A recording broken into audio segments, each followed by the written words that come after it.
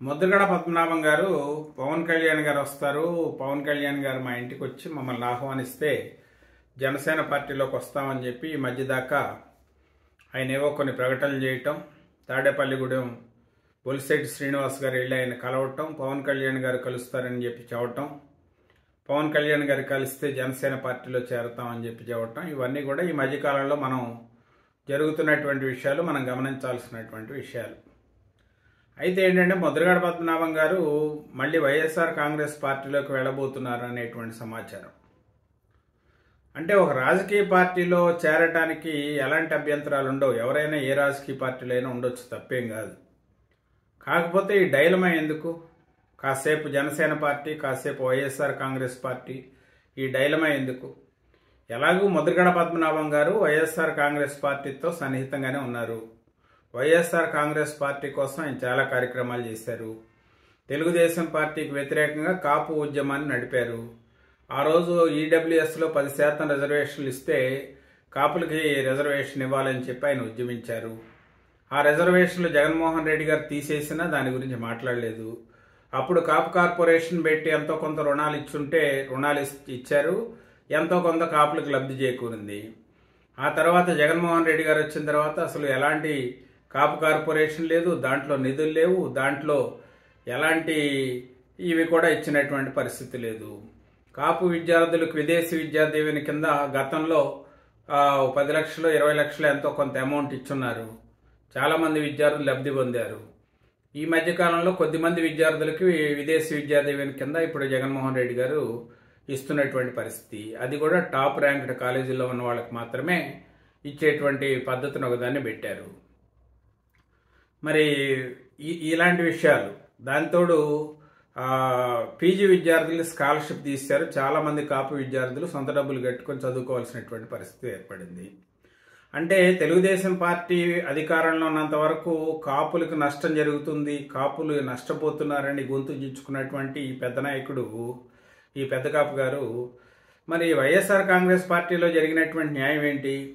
ఇవాళ వైఎస్ఆర్ కాంగ్రెస్ పార్టీలోకి వెళ్ళేటువంటి ప్రయత్నం చేస్తున్నప్పుడు మరి వైఎస్ఆర్ కాంగ్రెస్ పార్టీ నుంచి ఏమైనా హామీలు పొందుతున్నారో, వాళ్ళకి ఏమైనా ఉత్తరాలు రాశాడైనా, ఆ ఉత్తరాల ద్వారా కాపు రిజర్వేషన్ ఇస్తామని కానీ, లేకపోతే కాపులకి అధికారంలో వాటా ఇస్తామని కానీ, లేకపోతే ముఖ్యమంత్రి పదవి ఇస్తామని కానీ, 5 ఏళ్ళు జగన్మోహన్ రెడ్డి గారు ముఖ్యమంత్రి, 2 ఏళ్ళు ముద్రగడ పద్మనాభం గారు ముఖ్యమంత్రి అని ఏమైనా ఆ పవర్ షేరింగ్ లాంటి ఏమైనా హామీలు వచ్చినాయా?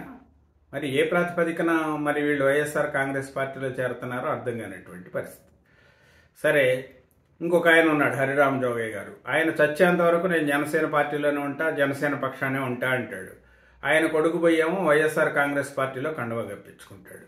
పొద్దున్నే పవన్ కళ్యాణ్ గారికి మేము మద్దతుగా ఉంటాం, మేము పవన్ కళ్యాణ్ గారితోనే ఉంటామని చెప్పి ఆయన ప్రకటన చేసినప్పుడేమో ప్రెస్ మీట్లో ఈ సూర్యప్రకాష్ అని చెప్పి ఆయన కొడుకు కూడా ఉంటాడు.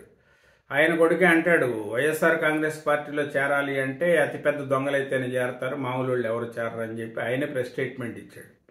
మరి ఏమైందో ఏమో తెలియదు కానీ జయగొండ హరిరామ్ జోగయ్య గారి కుమారుడు ఆల్ ఆఫ్ షెడ్ అని వెళ్ళిపోయి వైఎస్ఆర్ కాంగ్రెస్ పార్టీ కండవా కప్పించుకొని జగన్ వెనకాలే మేమంతా ఉంటామని చెప్తున్నారు. ఇదంతా కోవర్ట్ ఆపరేషన్ ఏమో అనిపిస్తుంది. ఎందుకంటే అందుకే పవన్ కళ్యాణ్ గారు ఇది గమనించే ఎవరిని ఎక్కడ ఉంచాలో అక్కడ ఉంచినట్టుగా కనబడుతుంది. పవన్ కళ్యాణ్ గారికి బయట కులాల నుంచి, బయట వ్యక్తుల నుంచి పెద్ద ప్రమాదం ఏం లేదు. తన యొక్క స్వకులస్తుల నుంచి, తన్నేదో ఉద్ధరిస్తారన్నట్టుగా వీళ్ళు సలహాలు సూచనలు పొద్దున్న లేస్తే నువ్వు ఇట్లా చేయాలి, అట్లా చేయాలి, అన్ని సీట్లు తీసుకోవాలి, ఆ సీట్లు వీళ్ళని పెట్టాలి, ఈ సీట్లు వాళ్ళని పెట్టాలి, ఇంటిపోరు. వీళ్ళు మళ్ళీ సొంత కులస్తులు కాబట్టి వీళ్ళని ఏమనకూడదు, వీళ్ళ సలహాలు సూచనలు పాటించాలి, వీళ్ళ డిమాండ్లు. మరి వాళ్ళు జగన్మోహన్ రెడ్డిని ఏం డిమాండ్లు చేస్తున్నారు? వీళ్ళు జగన్మోహన్ రెడ్డికి ఏం ఉత్తరాలు రాశారు, ఆయన ఏమిస్తాడని చెప్పి ఆయన పార్టీలోకి పోతున్నారు. ఈ విషయాలపైన ఏమైనా స్పందిస్తారా, ఈ విషయాల గురించి ఏమైనా మాట్లాడతారంటే ఏం మాట్లాడరు. ఇప్పుడు జగన్మోహన్ రెడ్డి, ఇంతకు పూర్వం పవన్ కళ్యాణ్ గారు ద్వారంపూడి చంద్రశేఖర్ రెడ్డిని తిడితే మనకు ఉప్మా పెట్టారు, మనకి ఆ ఉద్యమం అప్పుడు మనకు ఉప్మా పెట్టారు, చంద్రశేఖర్ రెడ్డి గారు మంచోడు, ఆయన ఏమనబాకమని చెప్పి పవన్ కళ్యాణ్ గారికి ఆయన సలహా ఇచ్చాడు. అలా దూషించబాకండి, రెడ్డి గారు మనకు చాలా సహాయం చేశాడని చెప్పినటువంటి ఆయన. అందుకే పవన్ కళ్యాణ్ గారు కూడా ఈ బానిసత్వం చేసేటువంటి కొంతమంది నాయకులు వాళ్ళు బానిసలుగానే ఉంటే బెటర్ ఏమో, మళ్ళీ వచ్చి ఇక్కడికి వచ్చి మళ్ళీ వాళ్ళ పార్టీలో జనసేన పార్టీలో చేరి మరి ఈ గందరగోళానికి అవకాశం ఉంటుంది ఎందుకని చెప్పి ఆయన కొంత వాళ్ళు పార్టీలో చేరడానికి ముందుకొచ్చినా కూడా ఈయన కొంత నిగ్రహాన్ని పాటించారు. ఎందుకంటే వాళ్ళ యొక్క నిజస్వరూపం ఏంటనేది ఇప్పుడు క్రమంగా బయటపడుతుంది. అటు జయగొండ హరిరామజోగి గారు ఏది మాట్లాడినా వాళ్ళ కొడుకు వేరే పార్టీలోకి వెళ్ళాడు, ఆయన ఇండివిజువల్, ఆయన వ్యక్తిగతం అంటే కొడుకునే ప్రభావితం చేయలేని ఆయన రాష్ట్ర వ్యాప్తంగా ఉన్నటువంటి ప్రజల్ని లేకపోతే కులాన్ని ప్రభావితం చేయగలుగుతాడా? మరి ముద్రగడ పద్మనాభం గారు కూడా మరి వస్తా అన్న ఆయన మరి ఎందుకు సడన్గా నిర్ణయం తీసుకున్నారు అంటే పవన్ కళ్యాణ్ గారు వచ్చి మీ ఇంట్లో కాఫీ దాకపోతే జనసేన పార్టీలో చేరకూడదా? లేకపోతే పవన్ కళ్యాణ్ గారిని వెళ్ళి ముద్రగడ పద్మనాభం గారు గెలిస్తే ఏమైనా ఇబ్బంది అవుద్దా? ఇప్పుడు వచ్చేమన్నా జగన్మోహన్ రెడ్డి వచ్చి మీ ఇంట్లోకి వచ్చి జగన్మోహన్ రెడ్డి కలిశాడా? మరి ఇప్పుడు ఆ నాయకుడు ఈ నాయకులు వచ్చి కలిసి మొన్నటిదాకానే వాళ్ళ నెలలోకి రానివద్దు అది ఇది అని చెప్పి హడావుడి చేశారు. ఇదంతా పెద్ద షో అనుకుంటా, పెద్ద డ్రామా క్రియేట్ చేశారు. తీరా వచ్చేటప్పటికి ఏంటంటే ఇప్పుడు ముద్రగడ పద్మనాభం గారిని వైఎస్ఆర్ కాంగ్రెస్ పార్టీలో చేర్చుకొని పిఠాపురంలో పవన్ కళ్యాణ్ గారికి వ్యతిరేకంగా నిలబెట్టేటువంటి కార్యక్రమం. ఇదంతా గ్రౌండ్ వర్క్ ఆల్రెడీ జరిగే ఉంటుంది. ఇదంతా కూడా ఒక వ్యూహాత్మకమైనటువంటి కార్యక్రమాలు.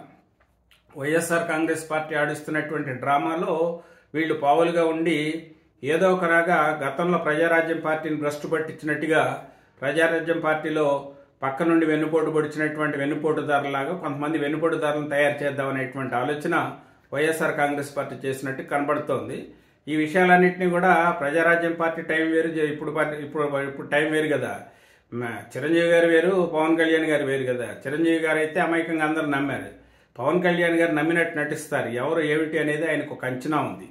ఆ అంచనాల ప్రకారమే ఆయన ఎవరిని దగ్గర తీయాలో ఎవరిని దూరంగా పెట్టాలనేటువంటి ఆలోచన చేస్తున్నారు.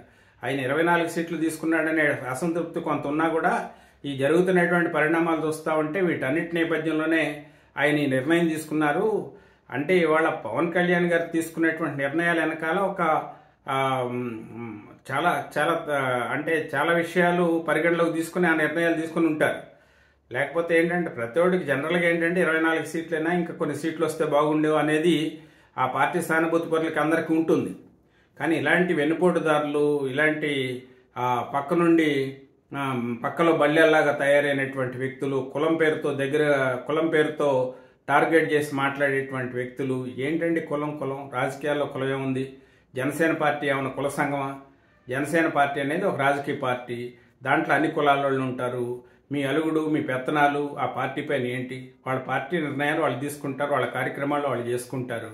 మధ్యలో మీ యొక్క ఆ ప్రమేయం ఏంటి? మీ పార్టిసిపేషన్ ఏంటి? మీ సూచనలు ఏంటి? మీ సలహాలు ఏంటి? మీరేమన్నా పార్టీ పార్టీ పిఎస్సి సభ్యుడా? లేకపోతే ఆ పార్టీలో ఏమైనా బాధ్యత కలిగినటువంటి వాళ్ళ? ఆ పార్టీ కార్యక్రమాలు, ఆ పార్టీ కార్యవర్గాలు, ఆ పార్టీ యొక్క వ్యవహారాలు వాళ్ళు చూసుకుంటారు.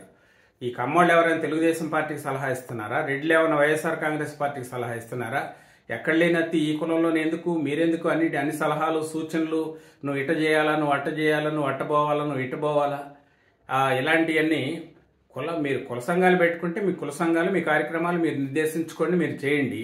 దానికి పవన్ కళ్యాణ్ గారికి ఆ జనసేన పార్టీకి ఈ కులాన్ని అంటగట్టి ఇది కుల పార్టీకి ముద్రయించి ఆ పార్టీని బతికిద్దామనే, లేకపోతే ఆ పార్టీని పెద్ద చేద్దామని, ఆ పార్టీని తగ్గిద్దామనే, ఇవన్నీ చూస్తూ ఉంటే కొంత పవన్ కళ్యాణ్ గారి ఆలోచన విధానం వీటన్నిటిపైన ఒక అంచనా వేసుకుని ఆయన ముందుకు పోతున్నట్టే కనబడుతుంది. రాబోయే రోజుల్లో అప్రమత్తంగా ఉండాల్సినటువంటి బాధ్యత జనసేన పార్టీ కార్యకర్తలు, కేడర్లో కూడా ఉంది. ఇలాంటి విషయాలన్నింటినీ కూడా, ఇలాంటి కుట్రలు కుయుక్తులన్నింటినీ కూడా గమనించే పవన్ కళ్యాణ్ గారు ప్రయాణం చేస్తున్నారు. కాబట్టి అందరూ కూడా ఆయన నమ్మి ప్రయాణం చేయడం తప్ప వేరే ఆల్టర్నేటివ్ లేదు. చూద్దాం ఏం జరుగుతుంది.